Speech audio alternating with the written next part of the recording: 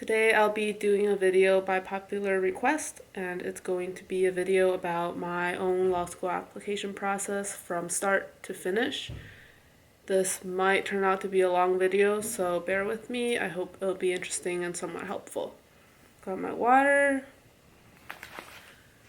got my notes, so let's get started. I don't have my dog because, as you could hear earlier, he keeps barking and he does not like to sit still for a long period of time. So first of all, as all good lawyers include, here's a disclaimer. This video is a recount of my own application process to the extent I remember it, and is not legal advice or any kind of advice for how you should approach your own process. Take everything I say with a grain of salt because your experiences are going to vary, but I hope that this video is somewhat helpful and or at least interesting.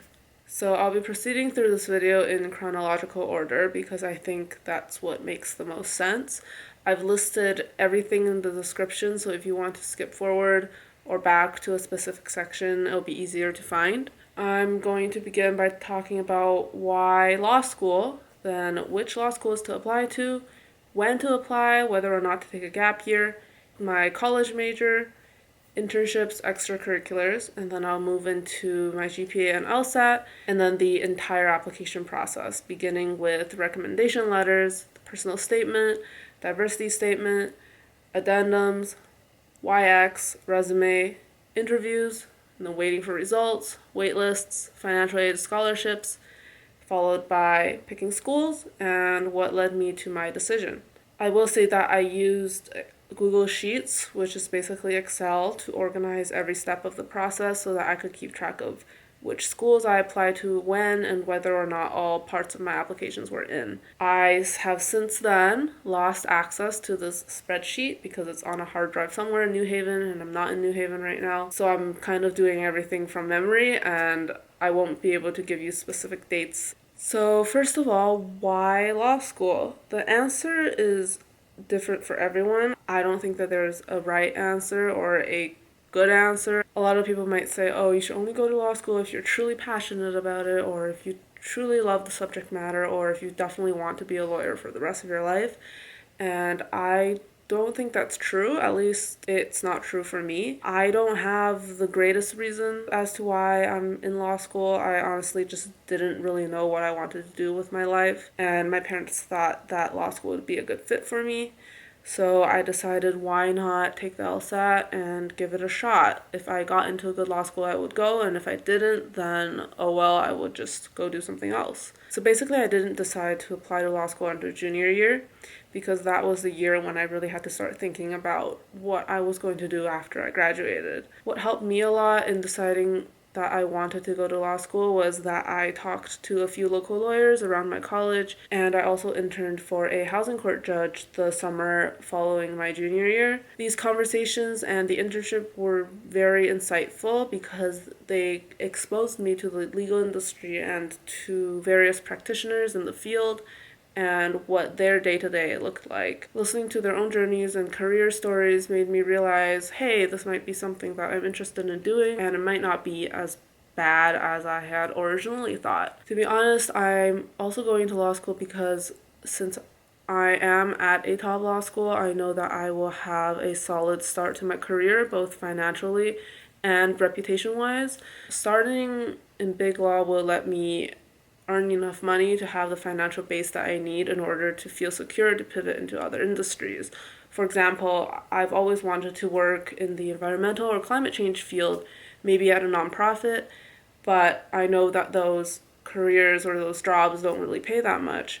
If I want the kind of stable, secure lifestyle for myself that I've always envisioned, then I need to have some kind of financial basis before I decide to take the leap into that field. Financial stability or money is not a bad reason or an invalid reason to go to law school at all. It's just that you have to be aware that law is a very prestige-focused industry, so the school that you go to does matter to the extent that it will help you get better jobs. And this kind of leads into my next question, which is which law schools to apply to.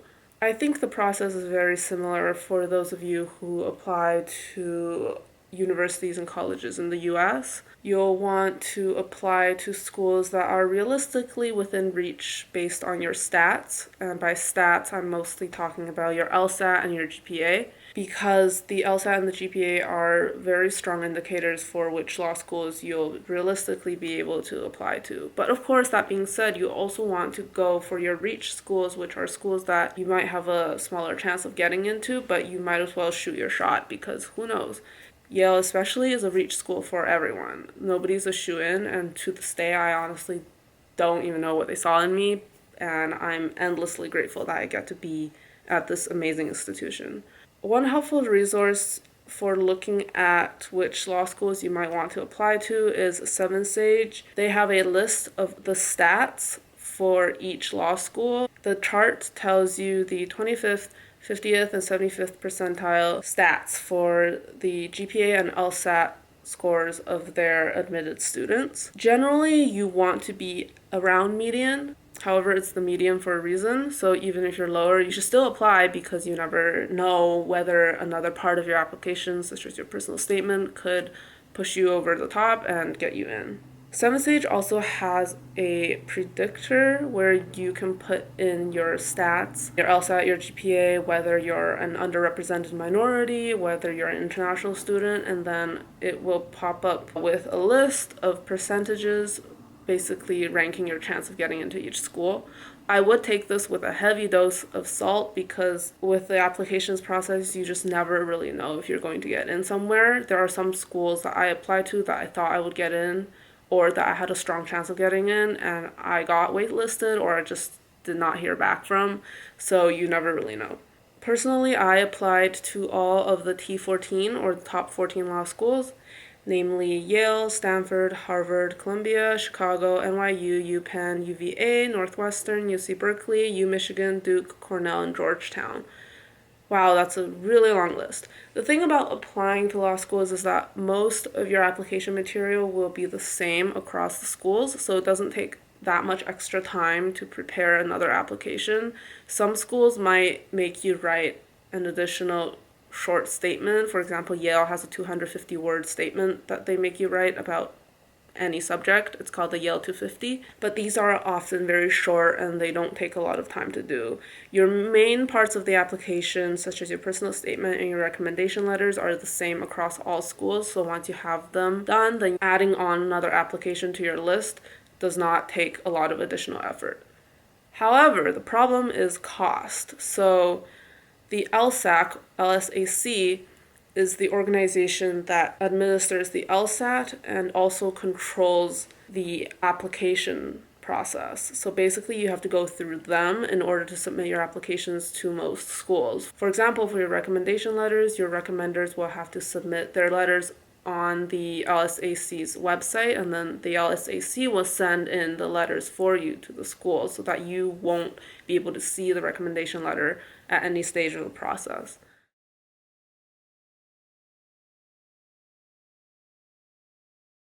This is good in the sense that everything is centralized, so it's super easy to organize and it's easy to keep track of your applications. It's bad in the sense that I think the LSAC is a complete monopoly and it is very expensive to apply to law schools unless you can get a fee waiver due to your financial situation. I think it cost me $70 to $100 to apply to each law school, depending on the school.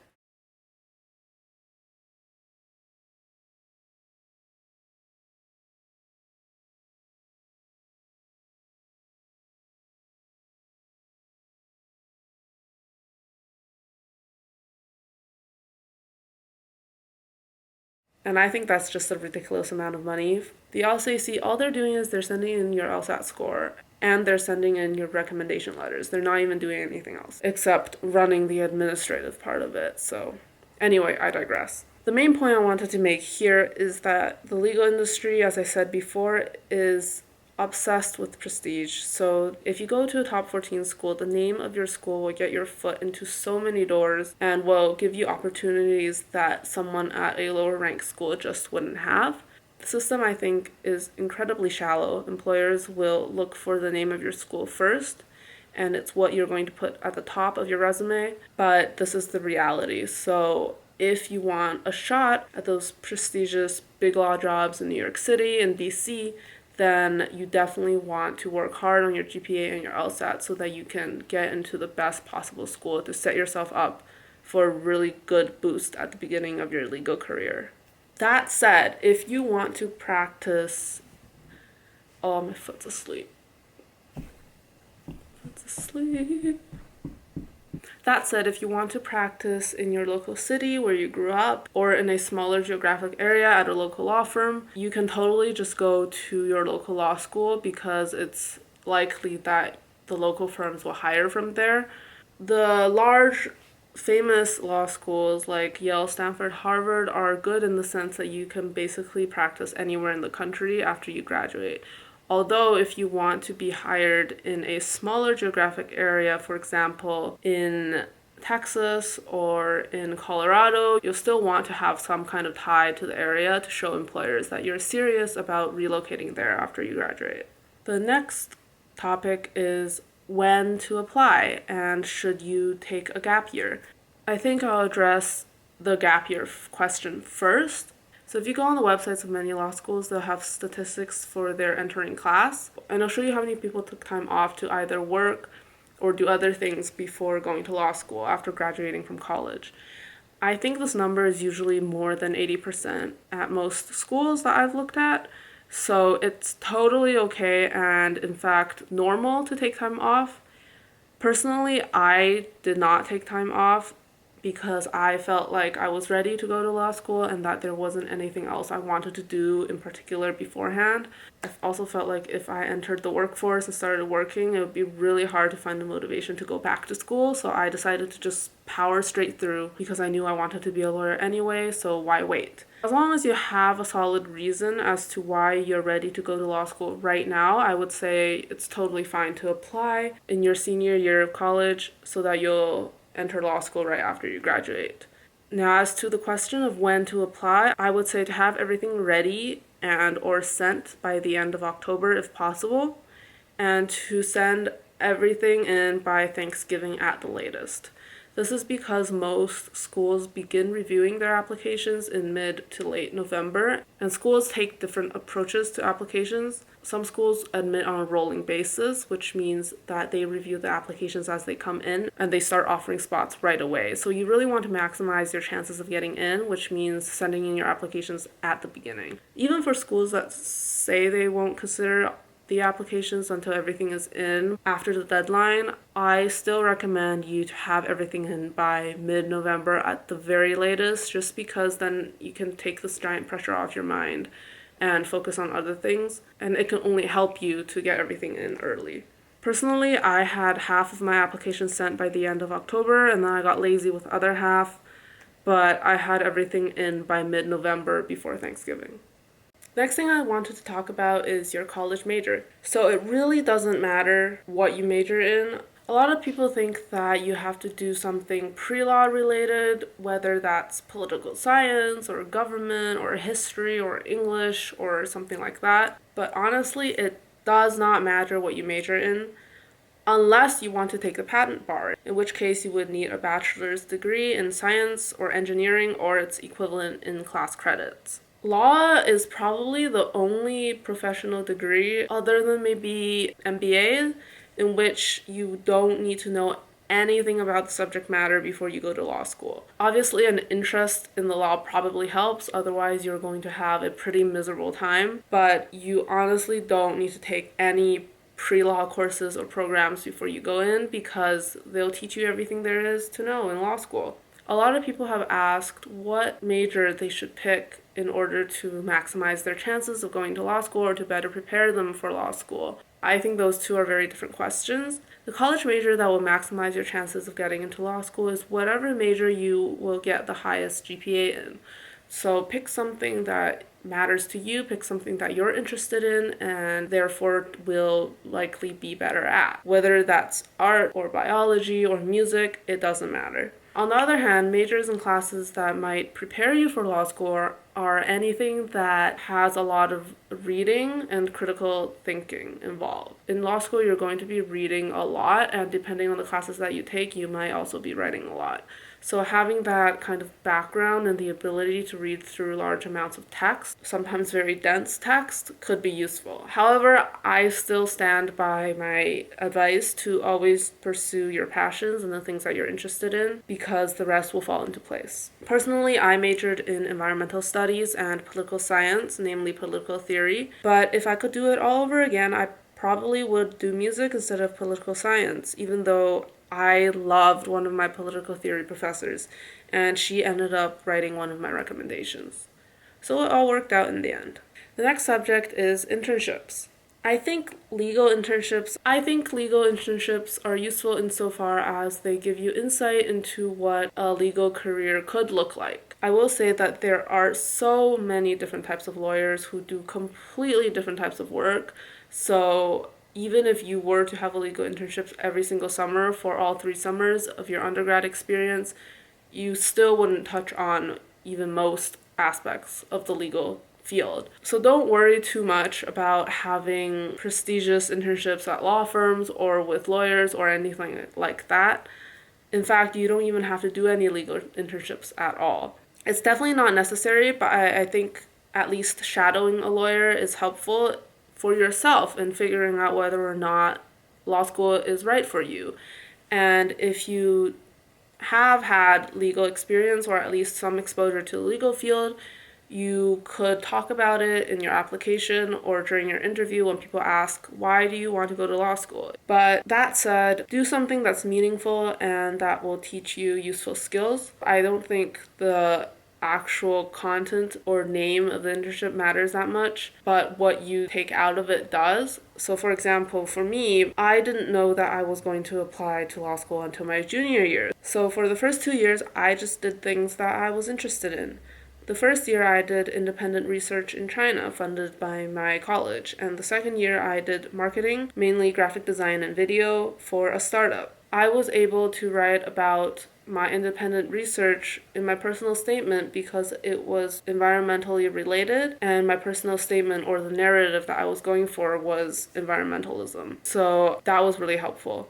My third year, I interned for a judge in housing court, and that was an incredible experience because I learned so much. I was given a lot of responsibility in drafting decisions, even though I wasn't even a law student at the time, and the learning curve was extreme, but my judge taught me a lot about what it's like to be a litigator, and I got to see a lot of different attorneys come into court and make their arguments and see what their day-to-day practices look like. I mean, I knew at the time that I didn't want to be a litigator, and the internship didn't change my mind, but it was still super helpful and insightful and taught me a lot of useful skills. Also, sometimes it's just as valuable to know what you don't want as it is to know what you do want.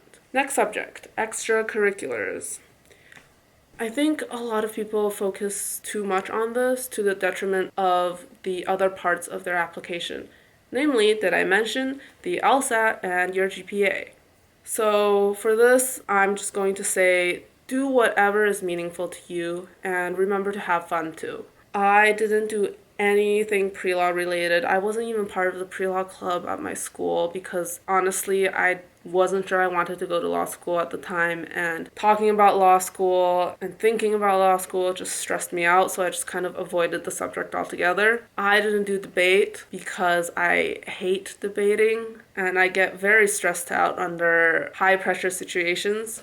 However, I will say that pre-law club can be really useful to get information, to meet people with similar goals. So if you know that law school is something that you're interested in, you should sign up just so that you can have a really nice support network to help you with your journey. Also, if you have a particular narrative that you want to push for your personal statement, for me it was environmentalism, you could join extracurriculars to highlight that, but the narrative that you're writing about should be genuine anyway, so if it's genuine, then you'll tend to want to join clubs to pursue that kind of passion. For me, I did an assortment of really random things. My extracurricular activities included the League of Legends club, bell ringing, wind ensemble, dance club, and videography. So again, do things that are meaningful to you and have fun. Alright, next topic, the two major components of your application, your GPA and your LSAT. Oh, my foot's asleep again. I don't want to freak you out too much because I think this whole process is stressful enough already. I would say that unless you are a legacy student, meaning that your parents or your family members went to the law school you're applying to, or you're the offspring of very wealthy donors, neither of which I am, 80% of your application depends on your GPA and your LSAT. Now, don't freak out if you have a low GPA or a low LSAT, even though the latter is definitely improvable and you should definitely retake the LSAT until you get a satisfactory score. There are definitely anomalies, right? There are special cases for people who have amazing backstories, who have had incredible experiences, and who bring a lot to the table. But here we're going to focus on the GPA and your LSAT. So for your GPA, the LSAC will convert your GPA to a standardized 4.0 system that they use. This means that if you go to a school with a non-4.0 grading system, or if you go to a non-American undergrad, your GPA may end up differing for better or for worse from what you think it actually is. That's just a heads up. For me, I don't think my GPA was affected because my school uses a standard 4.0 system. Like I said before, it doesn't matter what your major is unless you want to take a patent bar. So pick classes that you like and classes that you're good at. These two tend to correlate. I realized that the classes that I liked were also the classes that I tended to do better in because I would be more willing and more motivated to put more effort into them. The impact of your GPA means that you should always prioritize your grades over the other parts of your application, such as your extracurriculars. A lot of people tend to overload themselves with scheduling and trying to get involved in all of the prestigious clubs at their school, whatever that means, and they end up neglecting their classes as a result. Here's the thing. I definitely was not obsessed with my GPA when I was in undergrad because I didn't decide to go to law school until my junior spring. And by then, my GPA, for the purposes of my application, was pretty much already set in stone. But if you're still in high school or just beginning college, you might end up feeling like, oh my goodness, now I have to focus on my GPA and this number is forever and whatever I have. You can't really change your GPA at the end of your 4 years. I don't want you to freak out. I'm only here to say that your GPA is a very important aspect of your application, but definitely don't let the stress overwhelm you. Find ways to de-stress and to not be obsessive over every test result. Focusing on your mental and physical health will carry you much further through life than any exam score will. Personally, I had a 3.9 GPA when I applied, which was, I think, around median for most of the schools I applied to. Next topic is the LSAT, which is the other main component of your application. I went over how I studied for the LSAT in my Q&A video, but I think I'll go over it again here just so that it's easier. So there are 3 main sections on the LSAT: reading comprehension, logical reasoning, and logic games. Reading comprehension is kind of like the reading comprehension part of the SAT, if you've taken the SAT.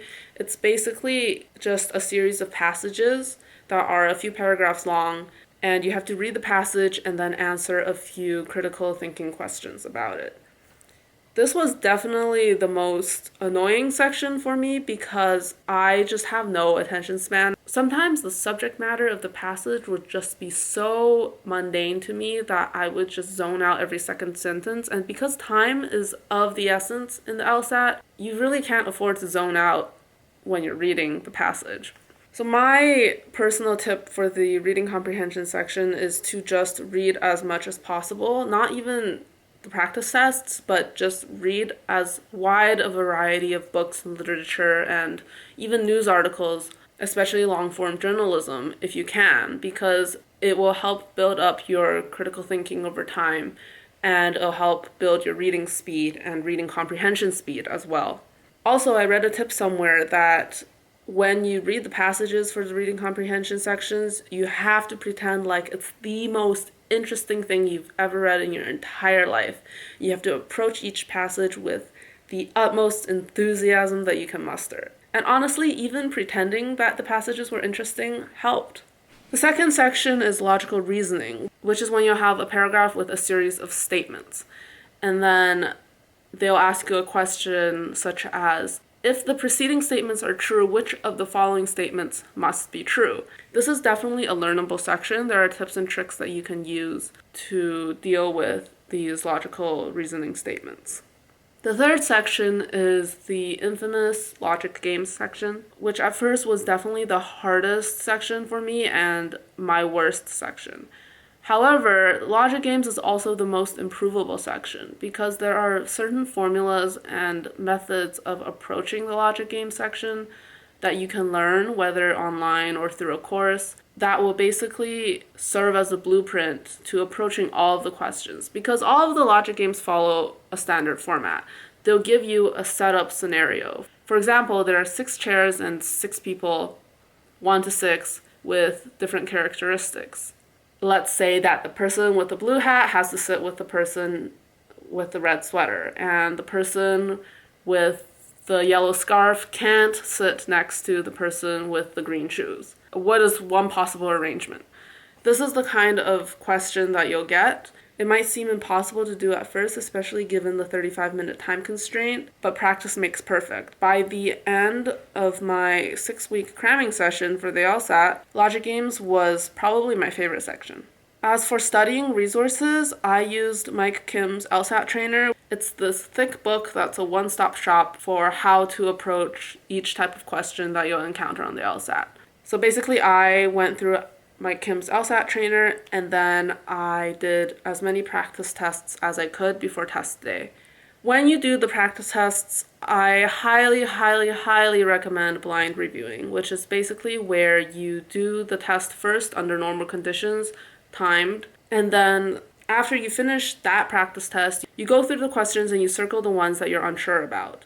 And then you give yourself unlimited time to redo those questions and to change your answer if you wish to.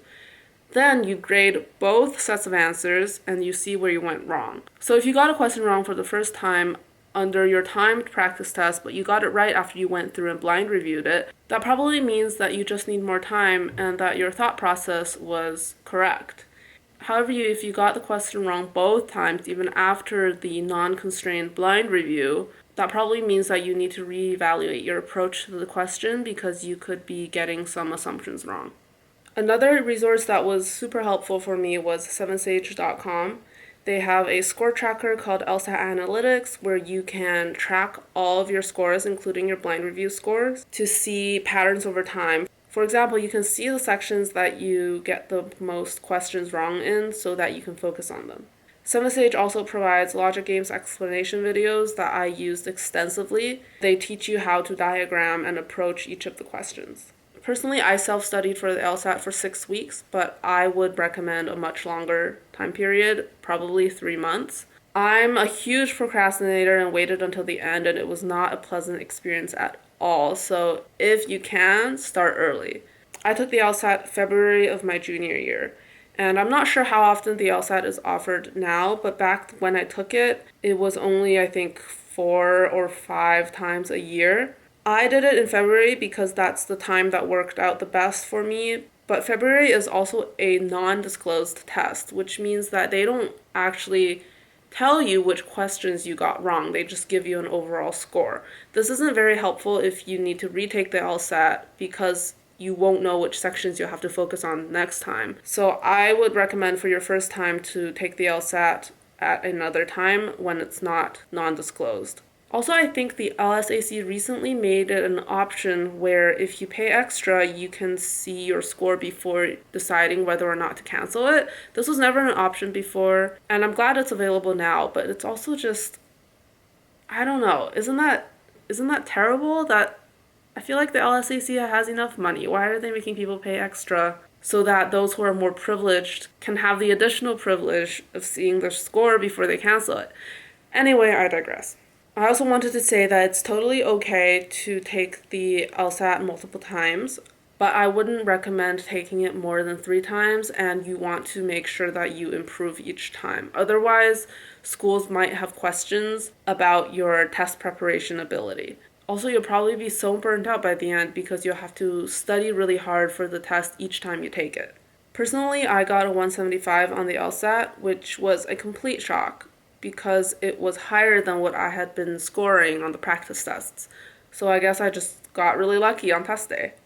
Oh, I forgot to mention that there's another section of the LSAT, which is the essay portion, but I forgot to mention it because it doesn't even matter. It's not graded. The admissions team might read it, but as long as you write something coherent and make a somewhat plausible argument, you're going to be fine. So don't even worry about that section unless you're really, really bad at writing.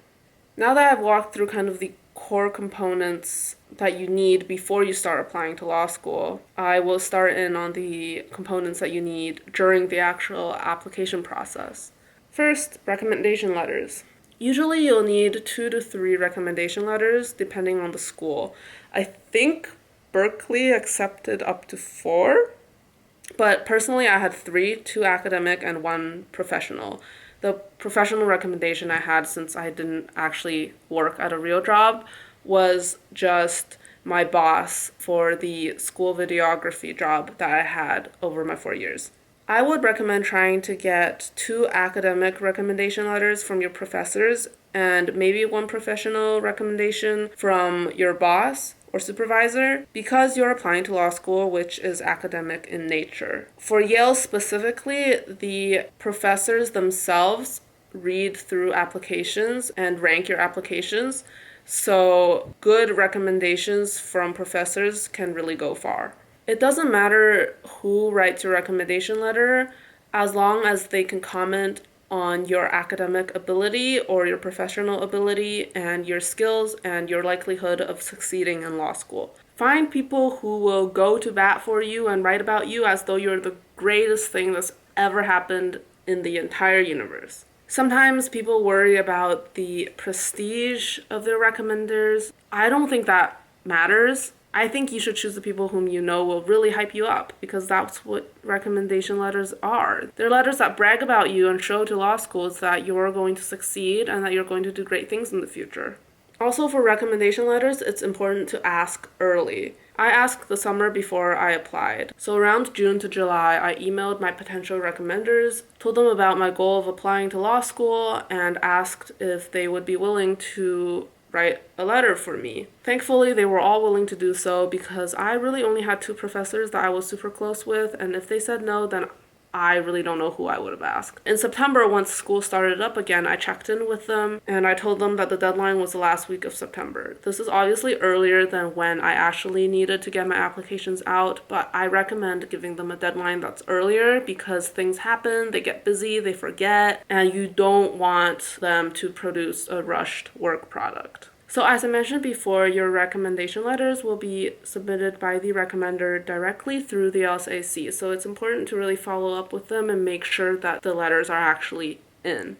Personally, my 3 recommenders were, the first was my thesis advisor and environmental studies professor with whom I had taken 2 classes prior to writing my thesis. She definitely knew my work the best. She has seen me write an essay every week for an entire school year. She definitely knew the kind of work I could produce and the quality of the work I could produce, and I knew that she would write me a really great recommendation. My second recommender was my political theory professor with whom I had taken 2 courses, one in freshman year and one in junior year. She is one of the most intelligent and incredible people I have ever met, and I am so grateful that she agreed to write my recommendation letter. Her classes were both seminars where discussion and participation played a large role, so she could speak to my contributions both in the classroom, in class discussions, and in writing. My third recommender was my boss and supervisor for my campus job, where I was the student videographer for the athletics department. He is just an incredible person, and we got along really well. I also had been working for him for 3 full years by the time he was writing my application, so I knew that he was going to give a really nice detailed recommendation letter.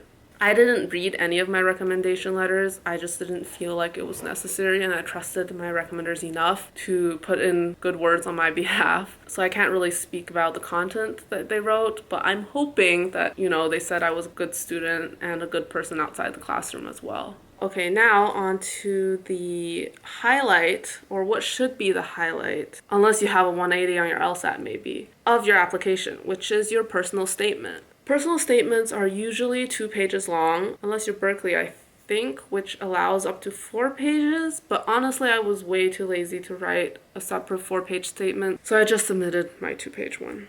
Your personal statement is kind of a narrative of your life. However, it is not a rehashing of your resume, and it is definitely not an autobiography. Don't try to cram all of your life experiences and your entire resume into your personal statement, because it will be way too much to write in a 2-page double-spaced 12-point font document.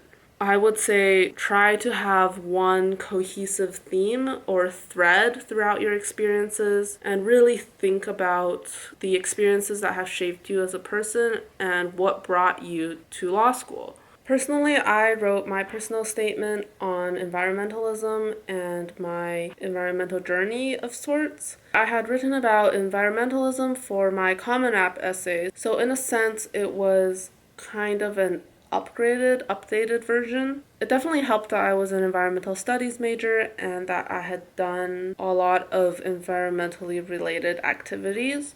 For example, my narrative was centered around my independent research project that I did in China the summer after my freshman year. That was kind of the pivotal event of my narrative, in which I realized that environmentalism has a lot more depth to it than the kind of Western Eurocentric environmentalism that I grew up with and that I see in the media all the time. And then I brought that narrative into an explanation of why I felt like going to law school was the next step for me. I basically said that my experiences in China and comparing that to the experiences I've had in the US under 2 very different legal regimes made me realize how grateful I am for the American legal system. Even though it has its flaws, obviously, it's still a lot better to live under rule of law rather than rule by law. So I kind of made that a key takeaway of my narrative, and I basically said I would like to use the system to represent the voices of the minority and really make a difference in the environmental field. That was my narrative. It was what I think a pretty cohesive story and a pretty compelling story, so I was quite happy with it.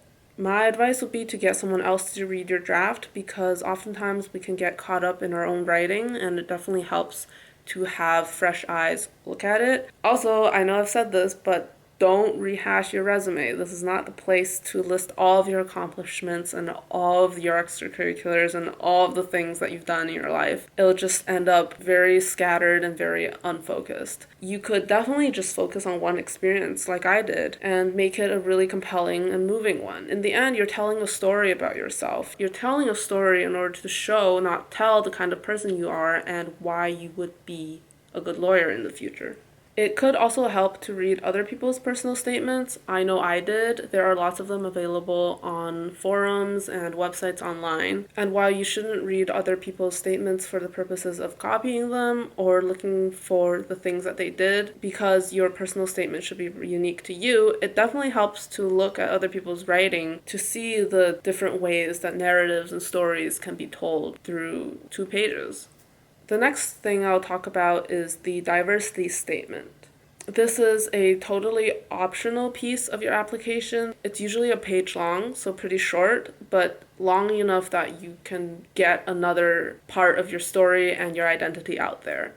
Diversity comes in many forms, whether it be race, gender, sexual orientation, immigration background, etc. So even if you don't think you fall under the traditional definition of diversity, you can definitely still include one. Just use your own judgment. I mean, if you're a straight cisgender white male from a wealthy background who's a legacy student, maybe don't write one. But in the end, how you define diversity is kind of up to you. And if you think that it would add another dimension to your application that would be helpful, go for it.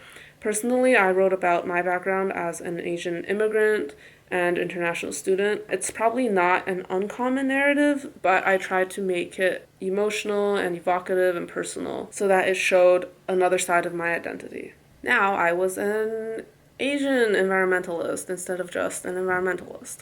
The next optional statement that you can write are addendums. These are short, usually a paragraph long, and they can be used to explain anything, whether it be a gap in your studies, a bad GPA one semester, or why you took the LSAT 5 times, etc. Again, use your own judgment. I personally didn't write one, but I know people do, and it can be really helpful to explain any unexpected parts of your application. Don't write your addendums in a way that makes it seem like you're trying to make up excuses for your behavior. These are just an opportunity to provide an explanation as to why, for example, you might have taken a year off to care for a sick family member or something like that. Something that can't be explained somewhere else on your application.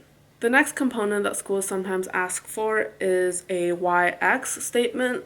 And YX is basically why this law school. So why do you want to go to this school specifically instead of any other law school out there? For this, I had a pretty set formula. Now, not all schools require YX. I definitely only wrote it for the few schools that said it was optional. I don't think Yale required one. I mean, I think Yale knows why you want to go to Yale. But for the schools that made it an option to submit one, I did. I kept mine to a page-long maximum, and I divided it up into 3 paragraphs. Now, this is by no means the format that you should follow because there is no one format for any of these statements. You can write it however you want to, however you feel best expresses your story. This was just the format that worked for me. So in the first paragraph, I would talk about why this law school, and I would basically pick out a random environmental law class or an environmental law professor that I felt seemed really interesting and I would be interested in learning from. In the second paragraph, I would talk about why me. So I would talk about the kinds of things that I would be involved in at the school. For example, if they had an environmental law clinic.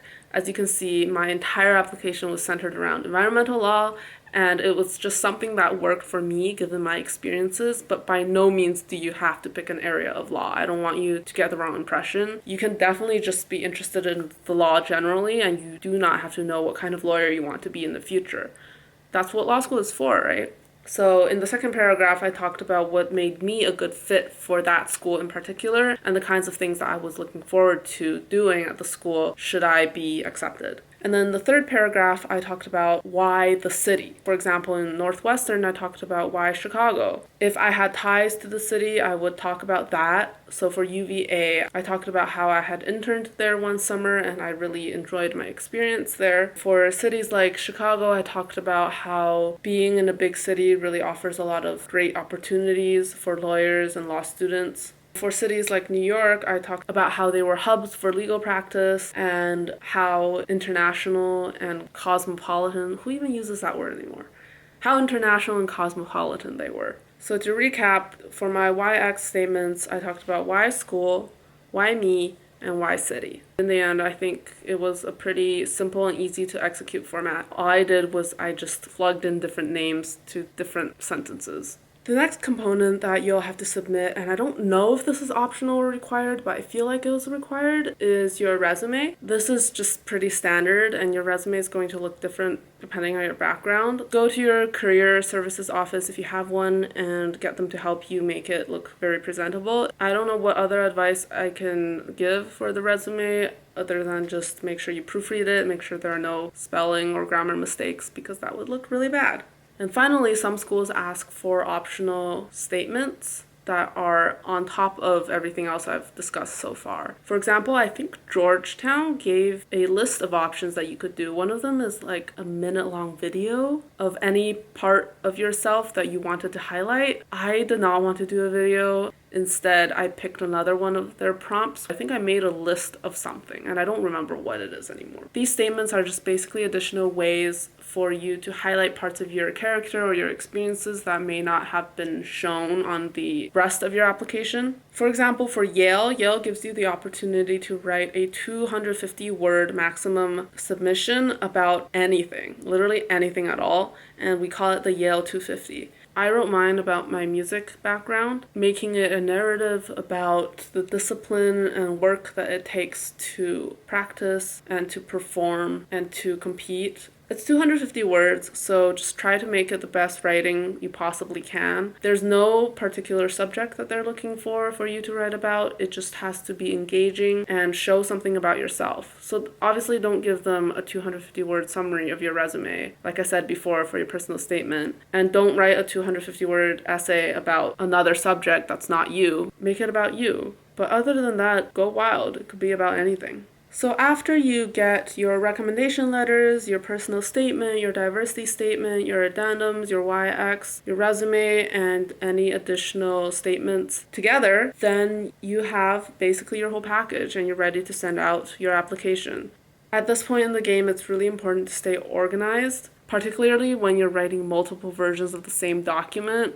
For example, for your YX statements, you do not, God forbid, want to put the name of the wrong school in your essay because that would look really bad. So go through everything, make sure you proofread everything, and make sure everything is submitted to the right school. So once you've submitted your applications, ideally by the end of October and at the latest mid-November, starting at the end of November, some schools might invite you to interviews.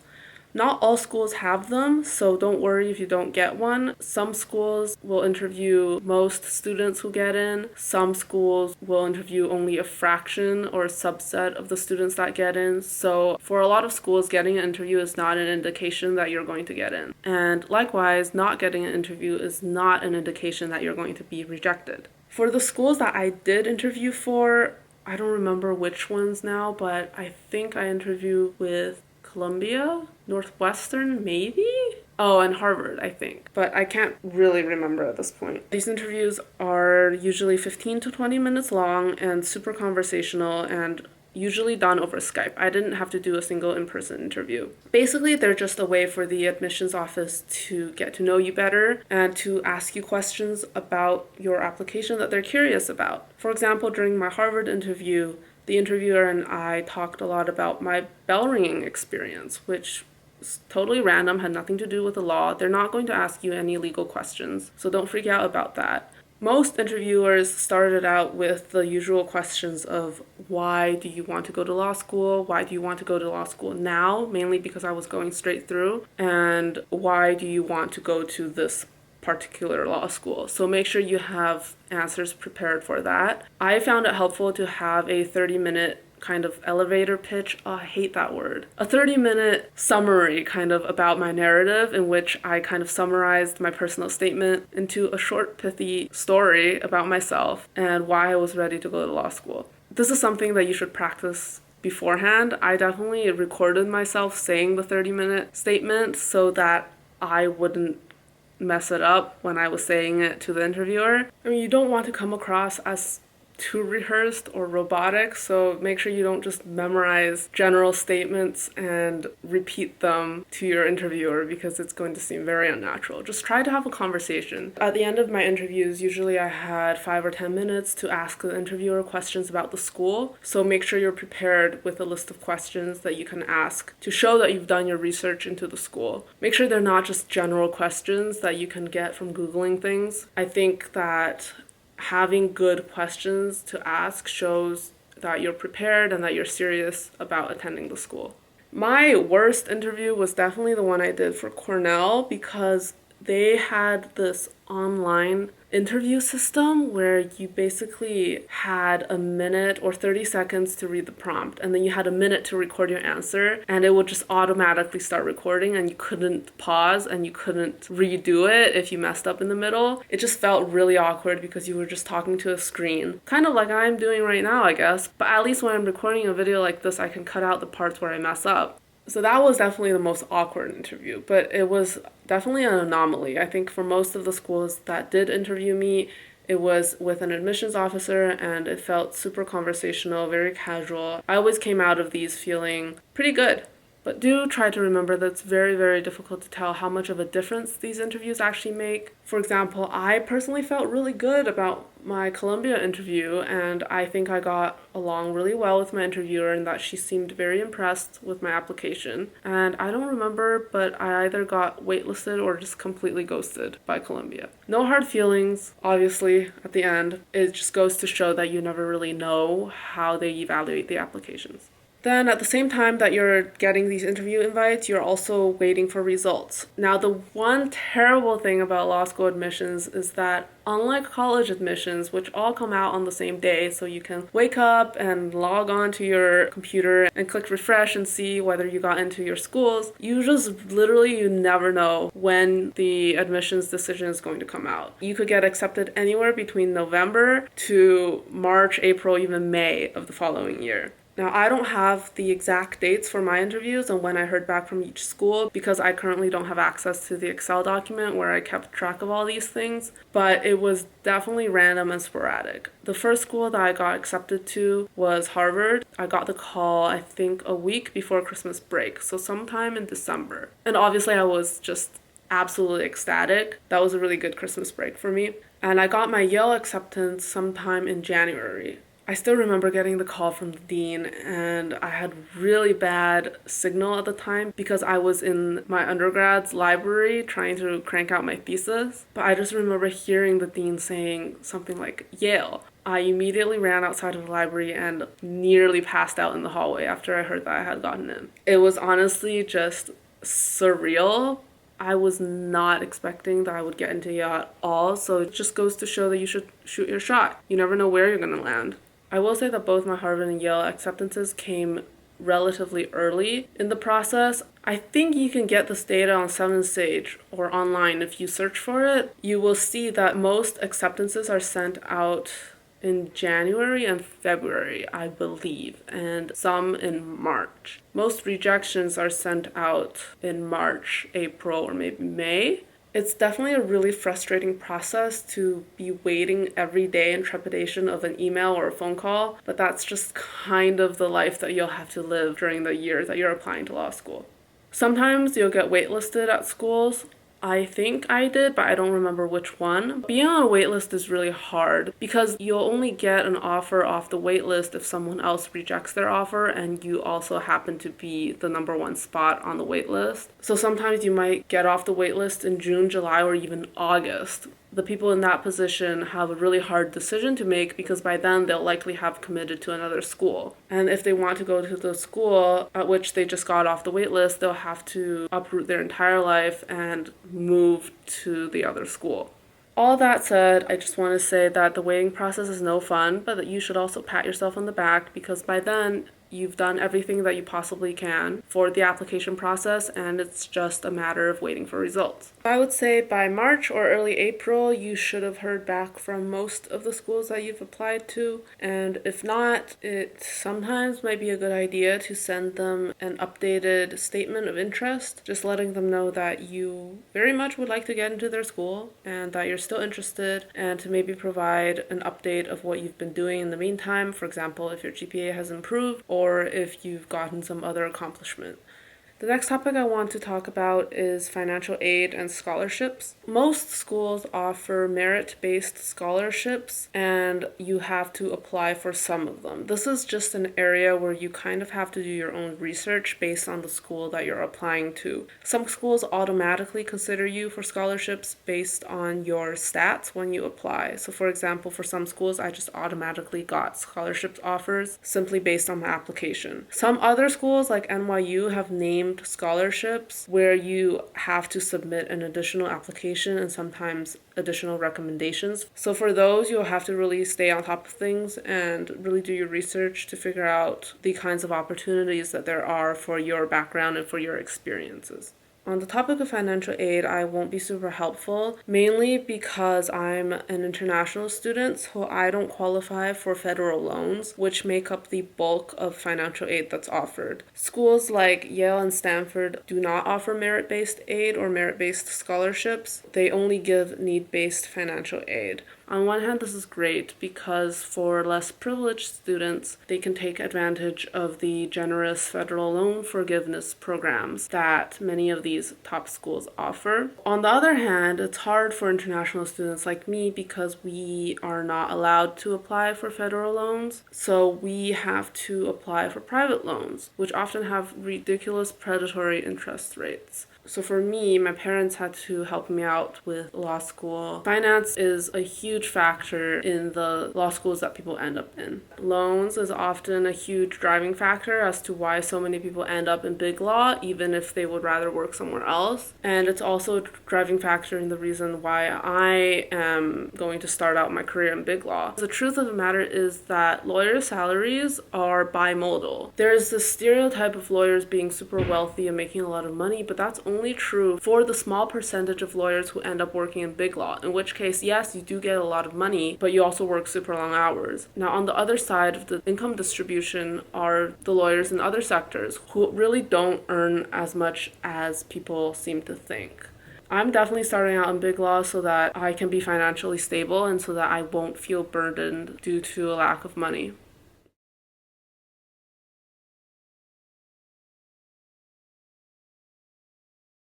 Most people applying to US law schools have American citizenship. It's definitely hard for international students. I think the scarcity of international law students in the US is both a matter of self-selection, so mostly you go to law school in the country that you want to practice in, but also because it's really hard to get a work visa in the US after you graduate. If you're a Canadian, you can use the TN visa, which is a 3-year renewable non-immigrant visa that is really easy to get to work here as a lawyer. But if you're not a Canadian, you have to enter the H-1B lottery, and that's totally up to luck.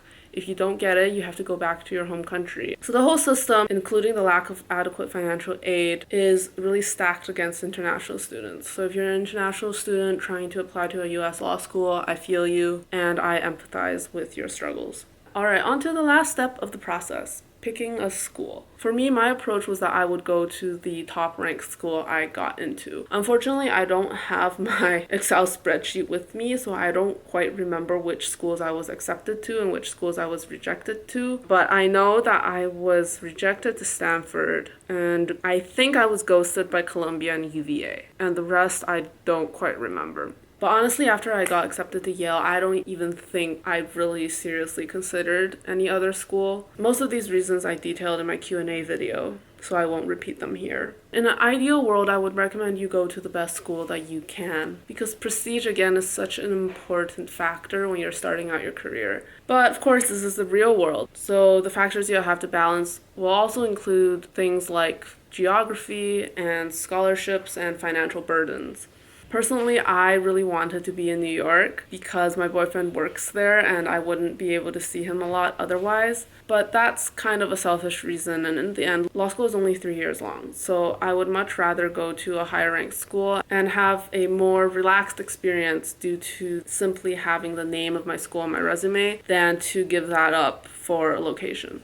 But honestly, I think the process of picking schools is a very personal process. In the end, go with what you feel is best for you, and know that regardless of whatever decision you make, your career is still in your hands and you have full agency over what you choose to do with your degree. I think that brings me to the end of this video. Now, you won't know this, well, I'm about to tell you now, but it took me 3 hours to film. This is just a random aside, but wow, I really appreciate YouTubers who just sit here and talk for a living, because I certainly won't be able to do it. I now have massive back pain from sitting on this stool. I don't even know if I covered all my points, but I guess I'll discover that in editing. So I hope this was somewhat helpful and somewhat interesting. If you sat through it all, kudos to you. I don't even think I would have the patience to sit through one of my videos. If you're thinking about applying to law school, or if you're currently applying to law school, best of luck. I wish you all the success in the world. Don't freak out. I know this is going to seem like an info dump and just an overwhelming amount of information that you have to parse through, but I only made this video so that it could serve as kind of a reference or even just a data point for you when you're going through your own application process. By no means should you attempt to recreate or emulate my own journey, because everyone has completely different backgrounds and experiences and different goals for the future. Please don't let all of this information overwhelm you. And remember to take a step back, to breathe, to remember that there is more to life than your LSAT and your GPA, and that those two numbers do not define who you are. Know that no matter what happens, this process is not an indication of your worth as a person or of your success in the future, both in your personal and your professional life. Like the college admissions process, the law school admissions process is in no way fair, and it's absolutely not a meritocracy, despite what some people think or try to tell you. So if you don't get into your dream school or the schools that you were hoping for, don't lose faith in yourself. Don't take it personally as an attack on your intelligence or your self-worth. You are going to do amazing things in your life as long as you put your mind to it, and the name of your law school does not define you. If you have a dog, your dog isn't going to love you any less based on the results of your admission cycle, and know that you can always apply in the future. So good luck. I hope this was helpful. If you have any other questions, feel free to send them my way. Bye.